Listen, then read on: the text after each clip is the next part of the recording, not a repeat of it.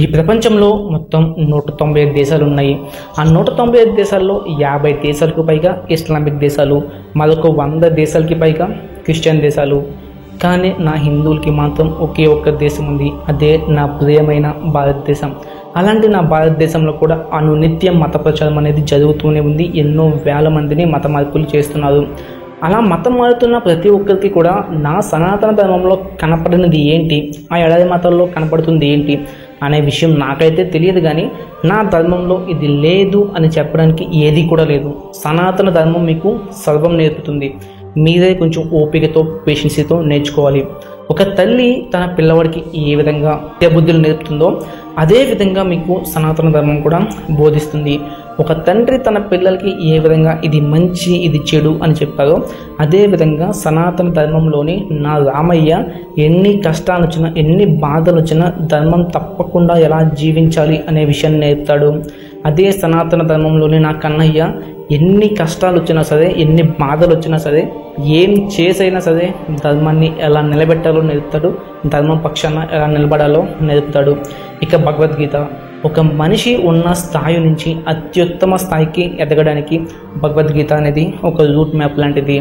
అలాగే ఒక మనిషి ఉన్న స్థాయి నుంచి ఎలాంటి నీచపు పనులు చేస్తే అతపాతాలకి పడిపోతాడో అనే విషయాన్ని కూడా సనాతన ధర్మంలోని రావణాసురుడు, నరకాసురుడు, 100 మంది కౌరవులు ఇలాంటి వాళ్ళంతా కూడా మీకు నేర్పుతారు. కాసేపు దేవుల్ని వీళ్ళని పక్కన పెడదాం, మనం సైంటిఫిక్గా మాట్లాడుకుందాం. అంటే సనాతన ధర్మంలో సైన్స్ లేదని చాలామంది మూర్ఖులు అంటూ ఉంటారు కదా. సో వాళ్ళందరికీ కూడా చెప్పేది ఏంటంటే సైన్స్కి మూలాధారం సనాతన ధర్మం. సో దీన్ని జస్టిఫై కూడా చేస్తానమాట. అంటే నాకు చెప్పొదిలేను, దీన్ని జస్టిఫై కూడా చేస్తాను. మార్స్ గ్రహాన్ని కనిపెట్టింది ఎప్పుడు? సైన్స్ ప్రకారం 1610లో మార్స్ గ్రహాన్ని అయితే కనిపెట్టారు. కానీ మన సనాతన ధర్మంలో నవగ్రహాల గురించి ఎప్పుడో చెప్పారు. అందులో ఒక గ్రహానికి అంగార గ్రహం అంటే అరుణ గ్రహం అంటారు సనాతన ధర్మం ప్రకారం. ఎందుకంటే ఆ గ్రహం అనేది ఎర్రటి రంగులో ఉంటుందనేసి, ఆ గ్రహానికి సంబంధించిన పూజలు చేసేటప్పుడు ఎర్రటి పుష్పాలు వాడాలి, ఎర్రటి వస్త్రాలు వాడాలి అనేసి ఎప్పుడో చెప్పారనమాట. ఇది ఒక పాయింట్. అలాగే సెకండ్ పాయింట్ ఏంటంటే ట్విన్ స్టార్స్.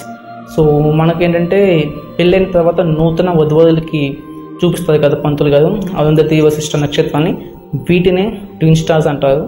సో అలాగే వీటిని జంట నక్షత్రాలని కూడా అంటారు.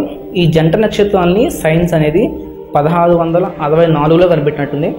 1664లో కనిపెట్టింది. కానీ సనాతన ధర్మంలో 7,000 సంవత్సరాల క్రితమే దీనిని మన పెళ్ళిళ్ళలో చూపించడం అనేది చెప్పారు.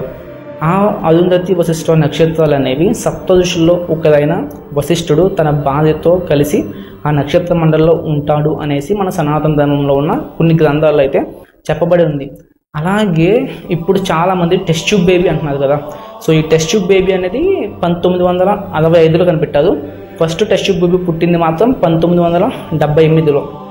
కానీ ఒకసారి మనం మహాభారతాన్ని కనుక చూస్తే అందులో పుట్టిన 100 మంది కౌరవులు కూడా టెస్ట్ ట్యూబ్ బేబీలే. అక్కడ గాంధారి మాత 100 పిండాలకు జన్మనిచ్చింది.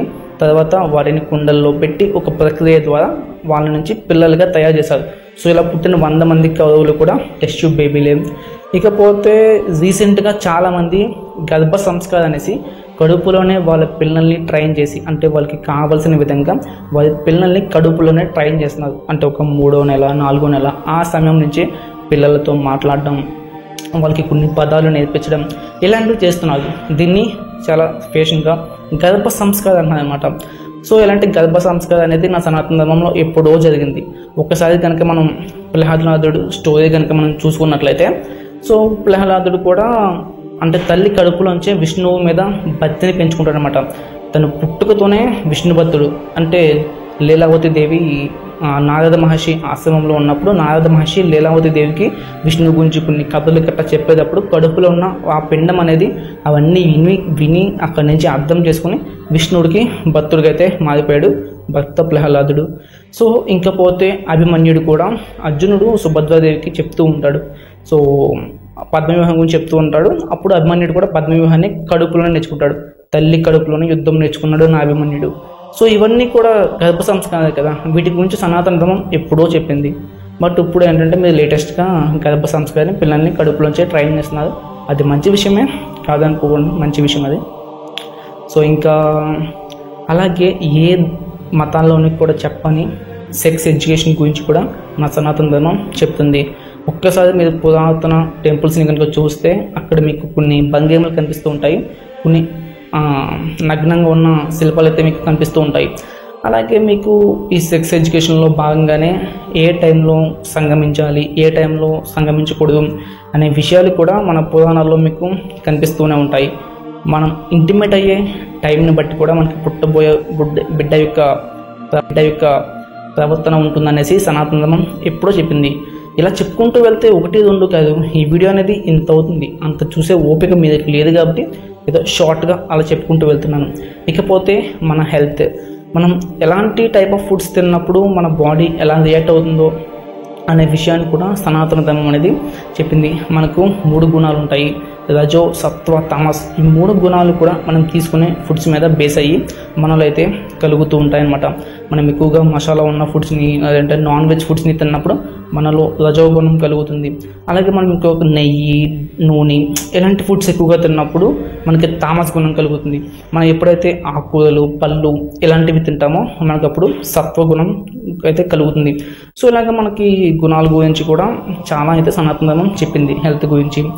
సో అలాగా మన సనాతన ధర్మంలో చెప్పందంటూ ఏమీ లేదు, బట్ తెలుసుకునేంత ఓపిక మనకైతే లేదు కదా. ఎవడో వచ్చి నా దేవుడు నిజదేవుడు, నా దేవుడిని నమ్ముకుంటే నిత్య స్వర్గం, పరలోకం వస్తుంది, ఇలాంటి పిచ్చి పిచ్చి మాటలు అనేది చెప్తూ ఉంటారు. వాళ్ళు చెప్పినంత మాత్రాన మీరు కూడా గొర్రెలాగా ఆ మాటలు వినేసి తల్లి లాంటి సనాతన ధర్మం వదిలేసి అలా ఎలా వెళ్ళిపోతా చెప్పండి, బొమ్మల వెనకాల. సో సనాతన ధర్మం అనేది తల్లి లాంటిది. అలాగే సనాతన ధర్మంలో ఉన్న ప్రతి ఒక్క హిందువుకి కూడా చెప్పేది ఏంటంటే, అలా తప్పిపోయిన గొర్రె బిడ్డలు అనేవి అవి కూడా మన ఫ్యామిలీలో ఒక పార్టే కదా. ఆ గొర్రె బిడ్డల్ని వెనక్కి తీసుకురావాల్సిన బాధ్యత కూడా మన మీద ఉంది. మీ వంతు కృషి మీరు చెయ్యండి.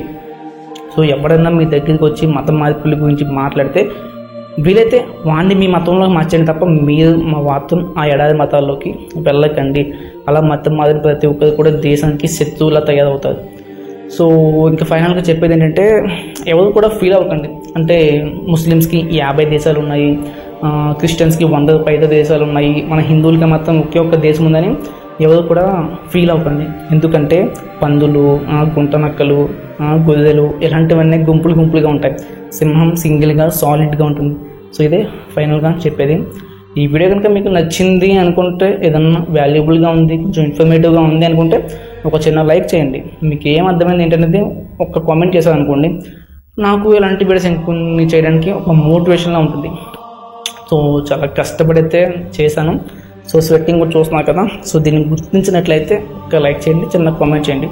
మీరు చేసే చిన్న కామెంట్ నాకు కొంత ఫలాన్ని ఇస్తుంది. జై శ్రీకృష్ణ, జై శ్రీరామ్, జై హింద్.